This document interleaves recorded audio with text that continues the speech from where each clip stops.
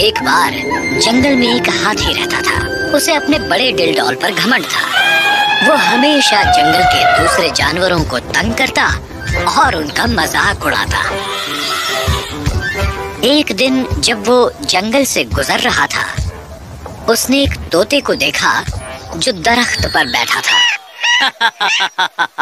ए, तुम वहाँ क्या कर रहे हो? क्या तुम्हें दिख नहीं रहा कि हम यहाँ से गुजर रहे हैं? मैं इस जंगल का सबसे ताकतवर जानवर हूँ। चलो मुझे अदब से सजदा करो। क्या? मैं क्यों तुम्हें सजदा करूँ? क्या तुम नहीं जानते कि मैं कौन हूँ? मैं तुम्हें सिखाऊंगा कि मेरी इज्जत कैसे की जाती है। तोते ने हाथी को सजदा नहीं किया। गुस्से में हाथी ने पूरा दरख्त हिला दिया और उसे उखाड़ फेंका। अब वो तोता उस दरख्त पर बैठ नहीं सकता था, वो उड़ गया। जाओ, उड़ जाओ। देखा तुमने मैं क्या कर सकता हूँ? मेरे सामने तुम सब कमजोर हो।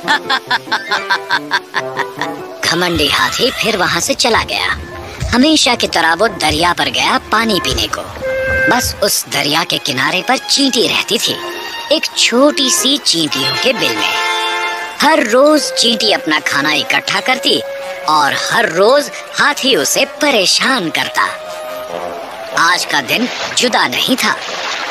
जब हाथी पानी पी रहा था, तब उसने चींटी को देखा। सुनो चींटी, तुम कहाँ ले जा रही हो ये खाना? मुझे ये वापस अपने घर ले जाना है।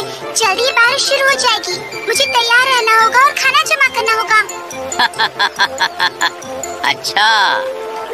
हाथी ने फिर अपनी बड़ी सूंड में बहुत सा पानी जमा किया और चींटी पर छिड़क दिया। पानी ने उसका खाना बर्बाद कर दिया और अब वो चींटी पूरी तरह भीग गई थी। हंस लो, जितना चाहे हंस लो। एक दिन मैं तुम्हें सबक सिखा कर ही रहूंगी। ओह, मैं तो डर गया। तू मुझे सबक सिखाएगी? छोटी सी चींटी, मैं तो तुम्हें अपने पैरों तले कुचल दूंगा। दफा हो जाओ यहाँ से। चींटी को हाथी और उसके घमंड पर बहुत गुस्सा आया। उसने कसम खाई कि वो जल्दी ही उसे सबक सिखाएगी। मुझे इस हाथी का कुछ करना होगा। वो इस तरह सबको परेशान नहीं कर सकता। अगले दिन जैसे ही चींटी बाहर निकली और खाना इकट्ठा करने लगी, उसने देखा कि हाथी सो रहा था। उसे फौरन ही एक तजवीज सूझी। वो खामोशी से उसके नजदीक गई और उसकी सूंड में घुस गई। एक बार अंदर आ जाने पर वो उसे काटने लगी। वो हाथी को काटती रही जब तक कि वो जाग नहीं गया और वो दर्द में चिल्लाने लगा। कौन है? मेरी सूंड में कौन है? बाहर निकलो, मुझे बहुत तकलीफ हो रही है। चींटी ने उसका चिल्लाना सुना, फिर भी वो काटती रही, बाहर नहीं आई। अब हाथी को बहुत दर्द हो रहा था। वो रोने लगा। मेहरबानी करके मेरी मदद करो। मेहरबानी करो। कौन है वहाँ? बाहर निकलो। चींटी ने हाथी का रोना सुना और उसकी सूंड से बाहर आ गई। हाथी उस अदना चींटी को देखकर सकते में आ गया।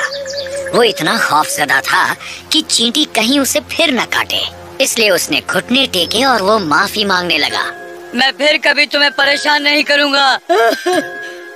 हाथी अपनी गलती समझ गया। वो वहाँ से चला गया। उस दिन के बाद उसने फिर कभी किसी को नहीं सताया।